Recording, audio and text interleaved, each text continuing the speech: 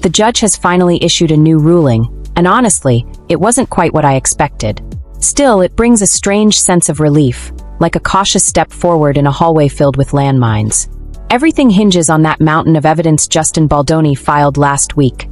275 attachments, a staggering stack of documents, screenshots, transcripts, and internal material. Out of those, 183 files are sealed, locked away from the public like a vault of secrets. And Blake Lively has been fighting harder than ever to keep the lid pressed down tight. She does not want the world to see what's in those sealed files. That is the hill she's prepared to die on.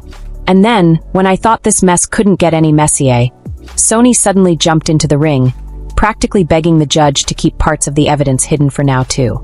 The letter they sent read like a frantic whisper. "Please, Your Honor, slow down. Don't release anything yet. We need time. We need a plan. And now, the judge has finally spoken. Let's talk about it." But before we unravel the details of this ruling, there's something else, another emotional ripple passing through this case. We need to revisit Jenny Slate, who was supposedly so offended when Justin Baldoni casually said her leather pants looked sexy. Remember that moment? That's the event Lively's team has weaponized like it's a nuclear bomb. But someone sent me a podcast clip recently.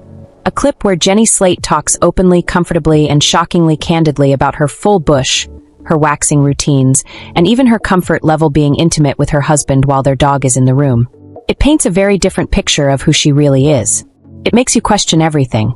And speaking of questioning everything, why is Hassan Minhaj, who literally played Jenny Slate's husband in It Ends With Us, the only cast member not sucked into this chaotic moral tug-of-war? Why is he the only one who didn't take a side, didn't buckle under pressure, didn't feel the need to perform allegiance?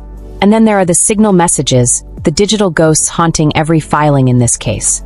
Blake believes those messages contain the heart of her truth. Baldoni's team is accused of using auto-delete, meaning every message self-destructs as soon as it's read. She says that's evidence destruction.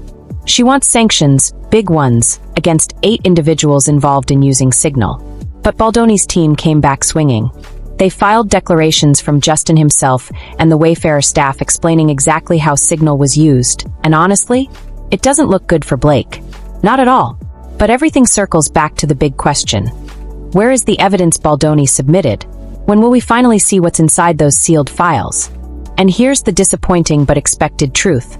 We still don't have access. Blake's team has begged the court for more time.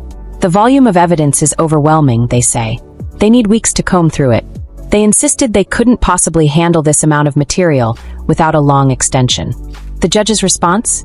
I'm not going to review all 275 documents one by one myself. Each side will have the same deadline to argue what should stay sealed or be unsealed. That deadline is now December 19th, the anniversary of the day Blake filed her CRD complaint.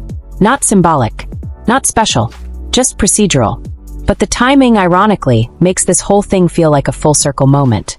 The judge made one thing painfully clear. He wants the public to have access to the evidence before he makes any decision on the motion for summary judgment. That is massive, because it means the doors to this secret vault will eventually open.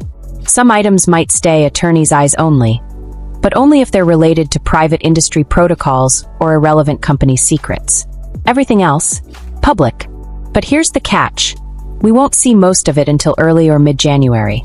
And even though a part of me wants the judge to just dismiss this case entirely, another part of me, selfishly or maybe morally, wants a trial. A real trial. A trial where every person involved sits under oath, looks the jury in the eye, and tells their truth. The truth as they lived it.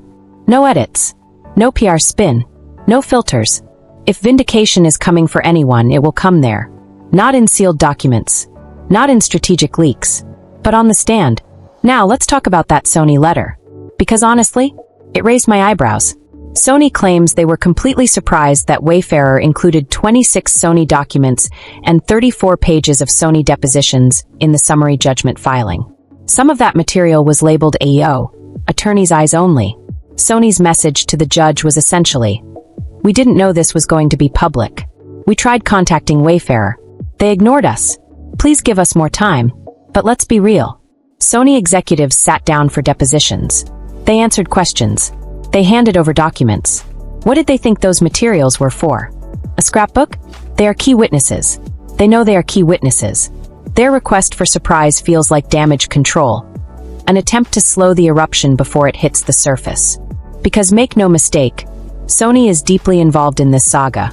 From everything Justin's filings revealed, Sony has always been aware of the tension between Justin and Blake. They saw the creative disagreements. They watched the power struggle unfold in real time. They tried to keep the peace, sometimes gently, sometimes forcefully. But here's the interesting part. We've only seen the communications Sony had with Justin's side. We haven't seen what Sony privately said to Blake. And judging by how protective and strategic Blake was behind the scenes, that's where the real story may be hiding. Because Sony repeatedly told Justin they felt pressured by Blake. They wanted to stay neutral but felt cornered. They admitted they didn't want to take a side, but they also couldn't afford to upset Blake, not with how vital she was to the movie's publicity and financial outcome. And then there's the penthouse meeting, the legendary 5 to 6 hour confrontation where Ryan Reynolds allegedly yelled at Justin, claiming Blake felt fat-shamed and uncomfortable with certain things on set. According to filings, Sony had a representative present during that entire marathon confrontation, which means Sony knows exactly what was said behind those penthouse walls. And eventually we will too. There's also the question of Sony's former CEO, Tony Vinci. After the premiere, he made a glowing public statement praising Blake, calling her passion commendable and her message important. He said he wanted to make 12 more movies with her. But was that statement genuine? Or was it crafted under pressure? Was it diplomacy? Fear? Strategy? We don't know, not yet. But the evidence will reveal it. The Hollywood Reporter article from early this year said Sony played the role of mediator for months, stuck in the middle of a war they didn't intend to fight. They had to appease Blake because she drove the marketing machine. And behind the scenes, they also knew about a potentially troubled set. Blake didn't want to promote the movie unless she had full control. She told Sony that she refused to communicate directly with the Wayfarer team. She pushed Sony to do the negotiating for her. Sony pressured Wayfarer repeatedly.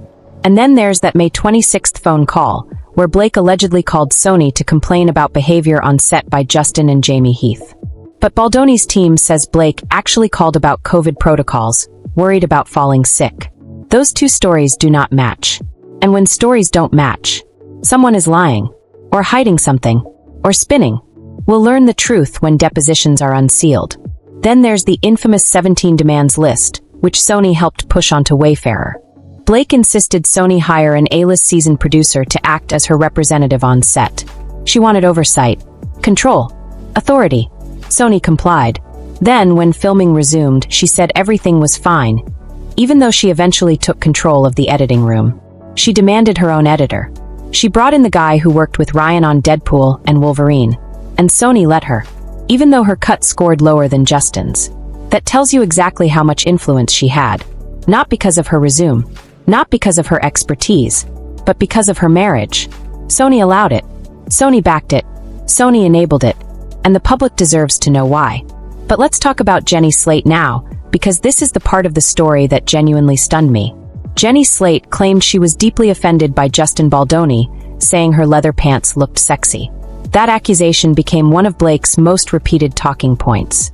They used that moment to paint Justin as inappropriate, creepy, unprofessional. But then, we hear Jenny in this casual podcast talking openly about the most intimate parts of her body, laughing with other guests about waxing her backside, describing in detail how smooth it feels, confessing how she prefers a full bush in front. Does that sound like a woman who would clutch her pearls at someone noting her pants looked good? No, not even close. Then the conversation drifted into whether people are comfortable being intimate with their dog in the room. And Jenny just joined in. She shared stories.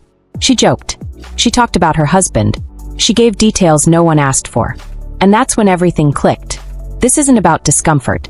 This isn't about offense. This is about narrative. It's about choosing who to stand with. And in Hollywood, choosing a side often has less to do with truth and more to do with survival.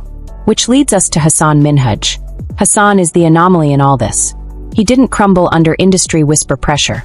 He didn't release a statement. He didn't subtly shade Justin. He didn't pretend he saw something he didn't see. When People magazine asked him about the experience, he said, "Everybody was lovely. Everyone was professional. I didn't see anything." And remember, he was right there in the bar scene that Blake claims was so inappropriate. He was standing feet away. If something horrible happened, he would have seen it. He would have heard it. He would have felt the shift in energy. But he didn't.